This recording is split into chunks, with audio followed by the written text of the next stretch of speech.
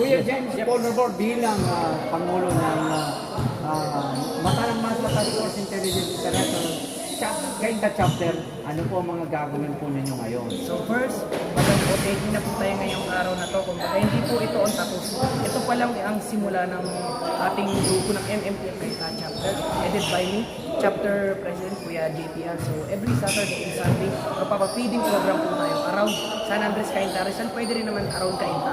And then magpapalibreng gupit tayo, and then Brigade Eskwela, school supplies, o libreng gupit kung anong mga pwede natin may tulong like program, mga outreach program, yung pagtutulong po talaga. Kasi si Kuya JPR is lagi talaga tulong ng tulong. Yung simula, hindi pa po ako nakasali ng MMTF, talaga tumutulong na po ako ng bukas sa kalugtunan. Walang hinihintay na kapalit.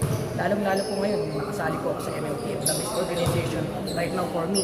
MMTF para na sa task force, so mas papalawigin pa po natin ang pagtutulong natin sa kapwa natin na walang hinihintay na kapalit. Kumbaga every Saturday and Sunday, feeding program po yan around Cainta Rizal.